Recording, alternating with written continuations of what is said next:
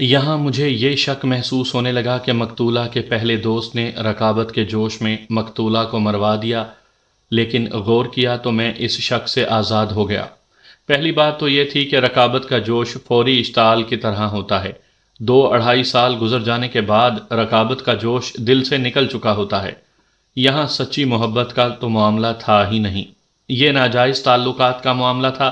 پہلے دوست نے مقتولہ جیسی کسی اور عورت کے ساتھ یاری لگا لی ہوگی، یہ معاملہ کچھ اور ہی تھا۔ فردوسی نے بتایا کہ نوابزادہ حامد علی خان نے 3 4 جرائم پیشہ غنڈے پال رکھے تھے۔ میرے لیے یہ کوئی نئی بات نہیں تھی، یہ تو میں نہایت اچھی طرح جانتا تھا۔ فردوسی سے میں نے کہا کہ کسی ایسے آدمی کو میرے پاس بھیج دو جو تم سے زیادہ باتیں بتا سکے۔ وہ فوراً اٹھا اور 15 20 منٹ بعد اسی نسل کا ایک اور معزز آدمی میرے پاس آ بیٹھا۔ اس نے بتایا کہ وہ نوابزادہ حامد کے گھر کے حالات سے اچھی طرح واقف ہے۔ اس سے میں نے مقتولہ اور اس کے خاندان کے متعلق 100% وہی باتیں سنی جو فردوسی نے سنائی تھیں، ذرا سی بھی کمی بیشی نہیں تھی۔ اس سے فردوسی کے بیان کی خاطر خواہ تصدیق ہو گئی۔ نوابزادہ کے گھر کے جو حالات اس نے بتائے وہ یوں تھے کہ نوابزادہ کی بیوی نوابزادہ اور مقتول کی دوستی کے سخت خلاف تھی، اور ان کے گھر میں میاں بیوی لڑتے جھگڑتے رہتے تھے۔ نوابزادہ اور مقتولہ کی دوستی ڈھکی چھپی نہیں رہی تھی۔ نوابزادہ جب چاہتا مقتولہ کے گھر جاتا اور مقتولہ کو نوابزادہ کے باغات میں جاتے اکثر دیکھا گیا تھا۔ نوابزادہ کے 2 سالے تھے، دونوں جوان اور شادی شدہ تھے۔ وہ نوابزادہ جتنے بڑے زمیندار تو نہیں تھے، لیکن ان کا زمیندارہ معمولی بھی نہیں تھا۔ اصل بات یہ تھی کہ دونوں بھائی معاشرتی طور پر بھی اچھی حیثیت رکھتے تھے، اور غنڈہ گردی میں بھی ان کا ایک مقام تھا۔ اس معزز آدمی نے بتایا کہ ان کی دوستی نامی گرامی غنڈوں کے ساتھ ہے، ان میں اتنی طاقت اور ہمت ہے کہ نوابزادے کے خلاف بڑی سے بڑی مجرمانہ کارروائی کروا سکتے ہیں۔ یہ انکشاف بھی ہوا کہ ان دونوں بھائیوں کی نوابزادہ کے ساتھ سلام دعا اور بول چال بند ہو گئی ہے، اور نوابزادہ کی بیوی لڑ جھگڑ کر اپنے ماں باپ کے گھر آ جاتی ہے۔ برادری کے بزرگ اکٹھے ہو کر صلح صفائی کروا دیتے ہیں۔ نوابزادہ ایسا ڈھیٹ آدمی ہے کہ بزرگوں کے سامنے ہر شرط مان لیتا ہے، مگر اس کے بعد پھر اپنی ڈگر پر چل پڑتا ہے۔ پتہ چلا کہ اس نے اپنی بیوی سے ایسے الفاظ بھی کہے ہیں کہ وہ اس عورت یعنی مقتولہ کی دوستی سے باز نہیں آئے گا، اور اگر بیوی اسے زیادہ پریشان کرے گی تو وہ اس عورت کے ساتھ شادی کر لے گا۔ اب مجھے بات بنتی نظر آنے لگی۔ نظر یہی آ رہا تھا کہ مقتولہ کو نوابزادہ حامد کے سالوں نے مروایا ہے، لیکن میں انہیں کسی ثبوت اور شہادت کے بغیر پکڑنا تو درکنار، تھانے میں بھی نہیں بلا سکتا تھا یا بلانا چاہتا ہی نہیں تھا۔ اگر میں ایسا کرتا تو وہ چوکنے ہو جاتے اور شہادت گم ہو جاتی۔ اگر میں ایسا اناڑی ہوتا تو نوابزادہ میرا دوست بھی تھا اور مخبر بھی، میں اس سے بات کرتا کہ اس کے متعلق یہ خبریں ملی ہیں اور یہ کہاں تک سچی ہیں، لیکن میں نے اسے ذرا سا بھی اشارہ نہ دیا۔ غالباً 4 بج چکے تھے، پوسٹ مارٹم رپورٹ آ گئی اور اس کے ساتھ مقتولہ کی لاش بھی اس کے گھر آن پہنچی، اور محلے میں شور و غل برپا ہو گیا۔ موت گلا گھونٹنے سے واقع ہوئی تھی۔ موت کا وقت 11:30 اور 12 بجے رات کے درمیان لکھا گیا تھا۔ ڈاکٹر نے یہ بھی لکھا تھا کہ مقتولہ کے ساتھ کسی قسم کی زیادتی نہیں ہوئی۔ اس سے میں نے یہ رائے قائم کی کہ مقتولہ اگر اپنے آشنا کے پاس جا رہی تھی تو اس تک ابھی پہنچی نہیں تھی، راستے میں ہی قتل کر دی گئی تھی۔ میں اب کہہ سکتا تھا کہ سراغ مل گیا ہے اور اب میں ملزم تک جلد پہنچ جاؤں گا۔ یہ کام آسان نہیں تھا، شہادت اور ثبوت کی فراہمی بہت ہی مشکل کام تھا۔ دونوں پارٹیاں یعنی نوابزادہ اور اس کے سالے روپے پیسے اور اثر و رسوخ والے لوگ تھے، اور واردات جرائم پیشہ لوگوں نے کی ہوگی۔ بہرحال مایوسی کی کوئی وجہ نہیں تھی، میرے اور خفیہ ذرائع بھی تھے۔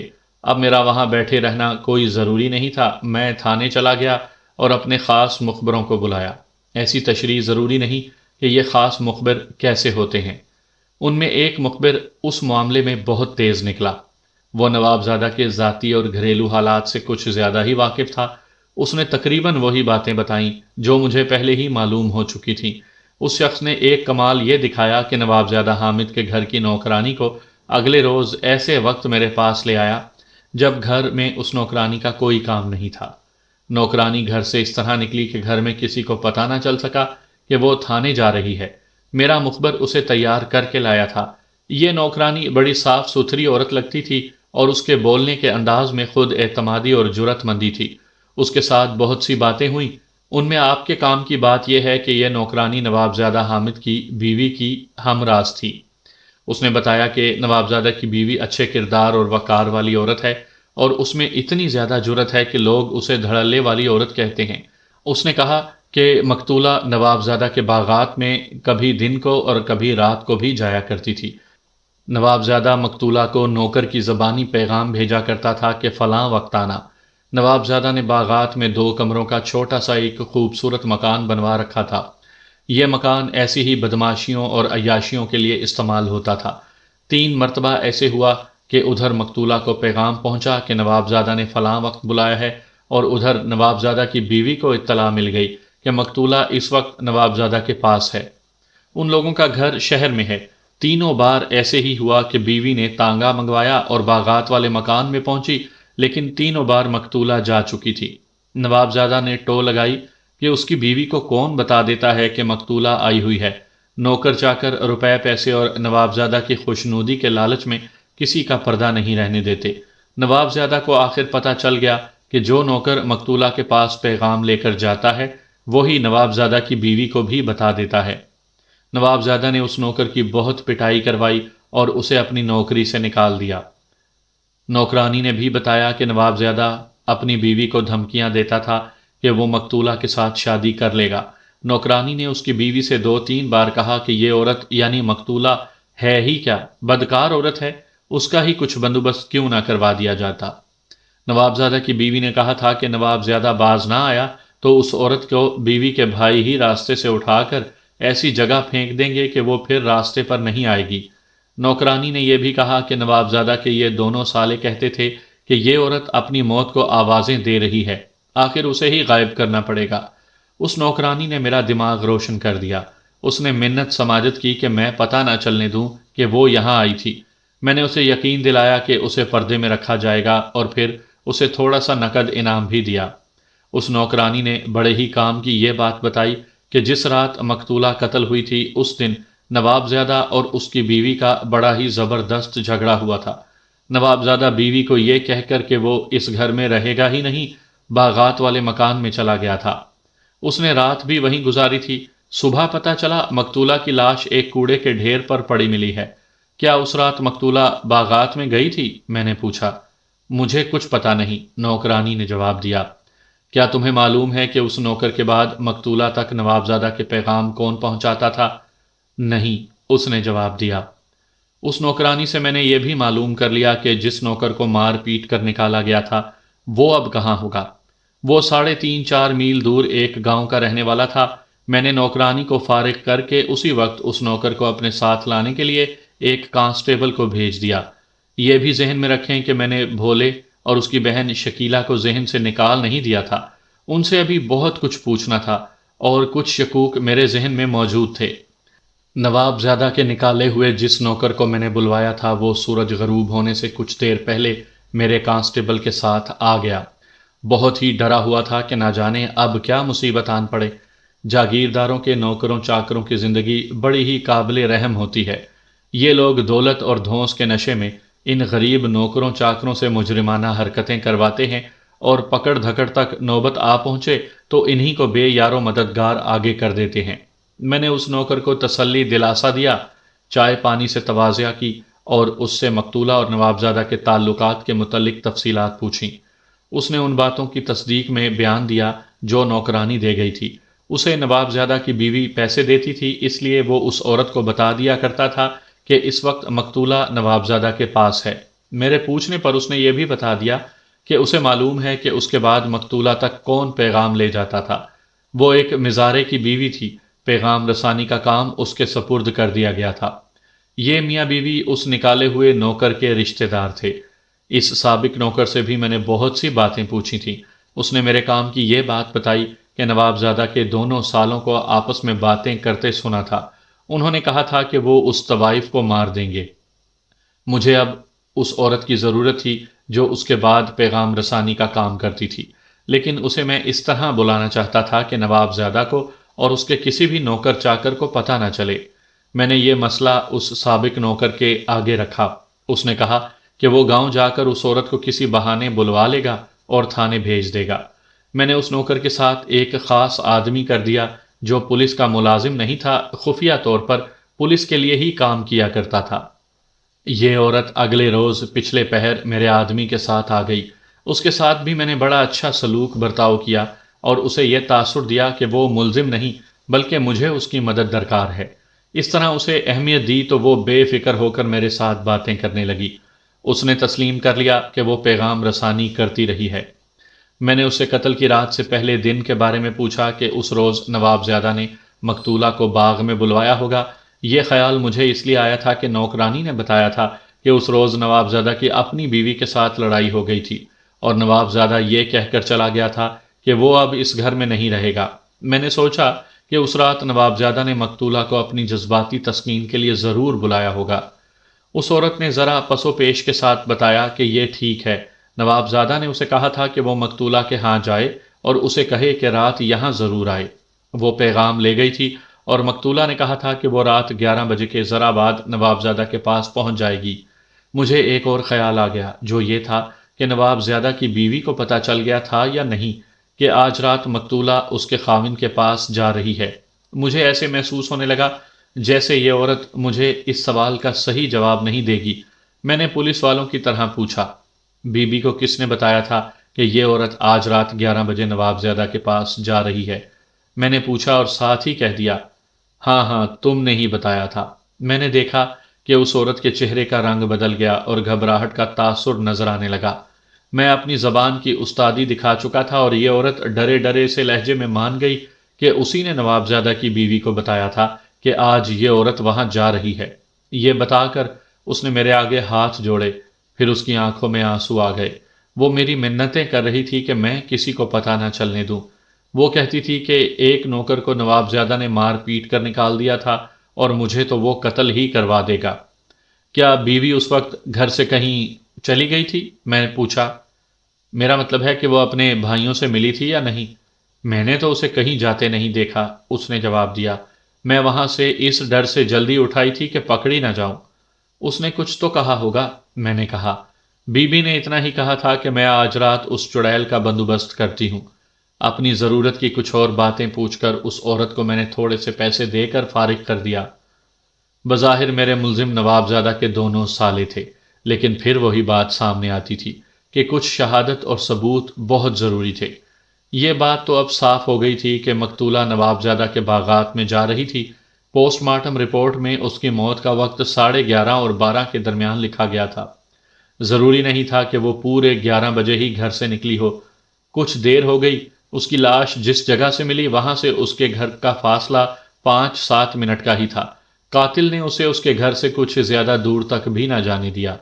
اس کے چہرے پر جو ہلکا پھلکا میک اپ تھا اور اس نے اچھی قسم کے جو کپڑے پہن رکھے تھے، یہ سب نواب زادہ کے لیے ہی تھا۔ اگر وہ واپسی پر قتل ہوئی ہوتی تو موت کا وقت 1 اور 2 بجے کے درمیان ہوتا۔ مجھے یہ پتہ نہیں چل سکا تھا کہ وہ نواب زادہ تک پہنچی تھی یا نہیں۔ میرا یہ یقین تھا کہ وہ وہاں تک نہیں پہنچ سکی۔ اس سوال کا جواب مجھے اگلے روز نواب زادہ حامد علی خان سے مل گیا۔ میں نے اگلے ہی روز اسے تھانے بلوا لیا۔ نواب زادہ صاحب، میں نے بغیر کسی تمہید کے اسے کہا، وہ بیچاری آپ تک پہنچ ہی نہ سکی۔ آپ انتظار کرتے رہ گئے اور دشمن اپنا کام کر گئے۔ اس اچانک حملے نے اسے بوکھلا دیا۔ پہلے اس کے ہونٹوں پر ہلکی سی مسکراہٹ آئی، پھر اس کے چہرے پر سنجیدگی چھا گئی۔ اسے پتہ نہیں چل رہا تھا کہ کیا کہے اور کیا کرے۔ وہ تو وعدے کے مطابق ٹھیک وقت پر گھر سے نکلی تھی۔ میں نے کہا، آپ کو معلوم ہے کہ اسے کس نے قتل کیا ہے؟ آپ کو پہلے ہی روز میرے پاس آ جانا چاہیے تھا۔ اگر آپ کے ساتھ اس کی جائز یا ناجائز دوستی تھی تو یہ کوئی جرم نہیں۔ میں تو قتل کی تفتیش کر رہا ہوں۔ یہ خود ساختہ نواب زادہ اپنی حیثیت کے مطابق روبدار اور پروقار لہجے میں بات کیا کرتا تھا، لیکن اس وقت لگتا تھا مر ہی گیا ہو۔ ایک اور پہلو پر بھی غور کریں۔ اگر میں اس کے آموں کے ٹوکرے کھاتا رہتا اور پہلے تھانے داروں کی طرح اس کی نوازشوں تلے دبا ہوا ہوتا تو اس کے آگے میرا سر جھکا ہوا ہوتا اور یہ شخص مجھے اپنے مطلب کے مشورے دے رہا ہوتا۔ میں سوچ رہا ہوں ملک صاحب، اس نے دبی دبی آواز میں کہا۔ ایک طرف یہ عورت ہے جو میری داشتہ تھی اور دوسری طرف میری بیوی ہے۔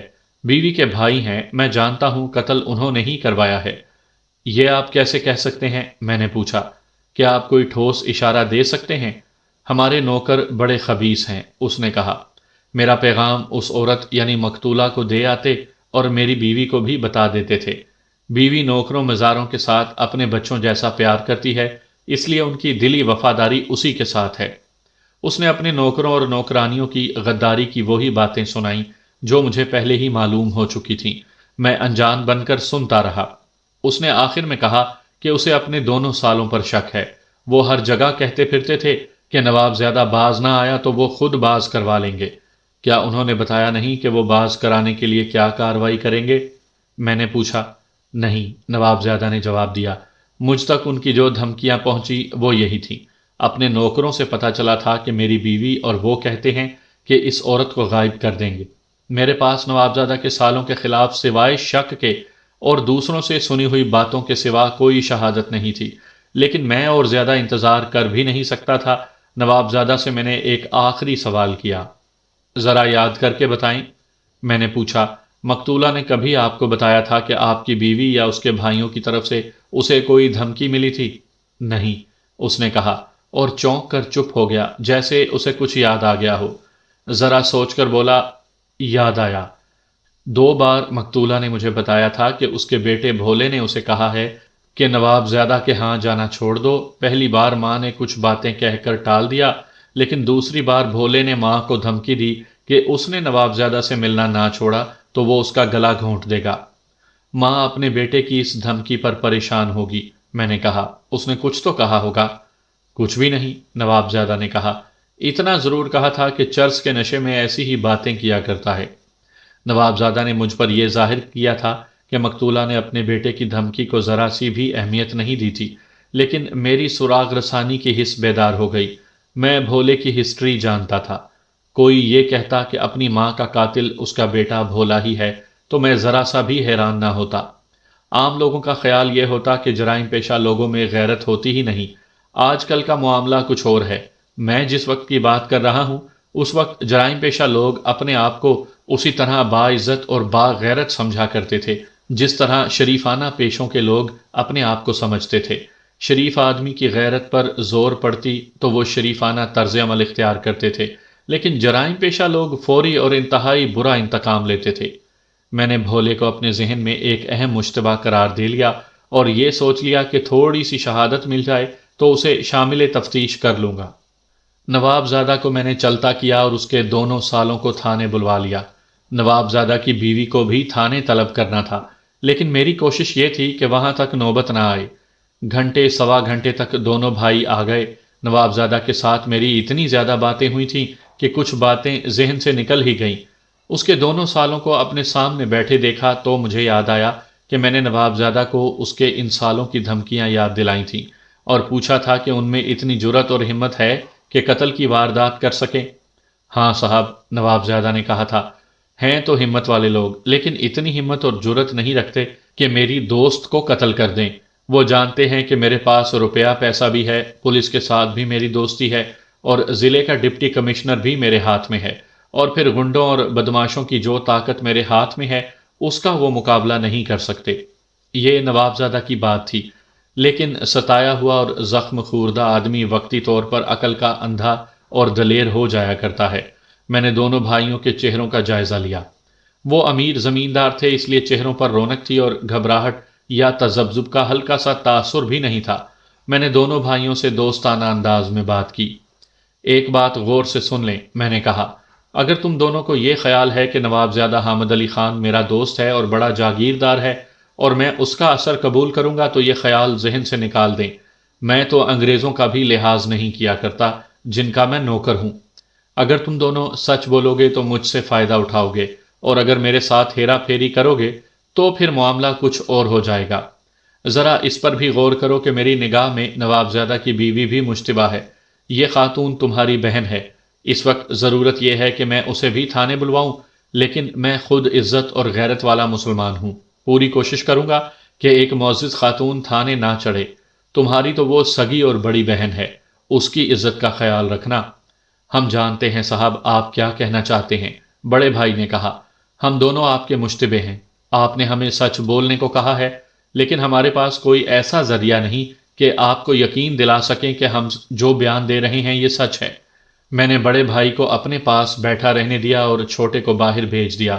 چھوٹے کا مطلب یہ نہیں کہ وہ کوئی نو عمر لڑکا تھا، وہ 27-28 سال کا جوان آدمی تھا۔ میں نے پوچھ گچھ کا سلسلہ شروع کر دیا اور وہ جو جواب دیتا تھا میں اس میں سے کوئی اور بات نکال لیتا اور اس طرح اس پر سوالوں کی بوچھاڑ کرتا اور بات سے بات نکالتا چلا گیا۔ یہ شخص ذرا سا بھی نہ گھبرایا، ہر سوال کا جواب پورے اعتماد کے ساتھ دیتا گیا۔ میں اسے کہہ رہا تھا کہ دونوں بھائیوں نے اور ان کی بہن نے دھمکیاں دی ہیں کہ وہ اس عورت کو غائب کر دیں گے۔ اس نے تسلیم کیا کہ وہ کئی بار ایسے الفاظ کہہ چکا ہے کہ اس عورت کو غائب کروا دے گا، اور اس نے اپنی بہن یعنی نواب زادہ کی بیوی سے بھی کہا تھا کہ وہ اس کا مسئلہ اس طرح حل کرے گا کہ اس عورت کو ہی راستے سے ہٹا دے گا۔ لیکن صاحب، اس نے کہا، ہم دونوں بھائی اپنی بہن کی تسلی کے لیے غائب کروانے کی والی بات کہا کرتے تھے۔ اگر ہم نے یہ کام کرنا ہوتا تو 1.5 سال پہلے اس وقت ہی کر دیتے جب ہمیں پتا چلا تھا کہ نواب زادہ نے اس عورت کو داشتہ بنا لیا ہے۔ ہم اتنا لمبا انتظار نہ کرتے۔ ہمیں غصہ تو بہت تھا لیکن اپنی عقل کو ہم نے ٹھکانے رکھا ہوا تھا۔ ہم سوچتے تھے کہ اس ناجائز دوستی میں اس عورت کا کوئی قصور نہیں۔ اس عورت نے اپنے آپ کو زبردستی نواب زادہ پر مسلط نہیں کیا تھا۔ کوئی شخص طوائفوں کے بازار میں جاتا ہے تو اس میں طوائفوں کا تو کوئی قصور نہیں، یہ سارا قصور نواب زیادہ صاحب کا تھا۔ انہیں اپنی بیوی کا خیال ہوتا تو اس عورت کو اپنے باغات میں داخل ہی نہ ہونے دیتے۔ یہاں تو یہ حال رہا ہے کہ نواب زیادہ صاحب اس عورت کے گھر چلے جایا کرتے تھے۔ اگر اس عورت کو ہم قتل کر دیتے تو نواب زادہ ایسی کسی اور عورت کو پھانس لیتا۔ یہ تو نواب زادہ صاحب کا شغل ہے۔ اس عورت کی دوستی سے پہلے بھی نواب زادہ صاحب ایسی ہی عیش و عشرت میں پڑے رہتے تھے، لیکن فرق یہ تھا کہ نواب زادہ صاحب نے کسی عورت کے ساتھ اس طرح دوستی نہیں رکھی تھی جس طرح اس عورت کے ساتھ رکھی۔ اگر قتل ہی کرنا ہوتا تو ہم نواب زادہ صاحب کو کرتے۔ کئی بار نواب زادہ صاحب اور ہماری بہن کے درمیان اتنی ناچاکی ہوئی کہ وہ گھر آ بیٹھی اور بزرگوں نے معاملہ رفع دفع کروا دیا۔ ہم نے یہ بھی کہا تھا کہ نواب زادہ صاحب ہماری بہن کو طلاق ہی دے دیں، انہوں نے یہ بھی نہ مانا۔ میں نے اپنے تجربے اور عقل سے کام لیتے ہوئے اس شخص کے قدم اکھاڑنے کی بہت کوشش کی لیکن میں ناکام رہا۔ پھر میں نے ایک اور زاویے سے حملہ کیا اور اس میں مقتولہ کے بیٹے بھولے کا بھی ذکر آ گیا۔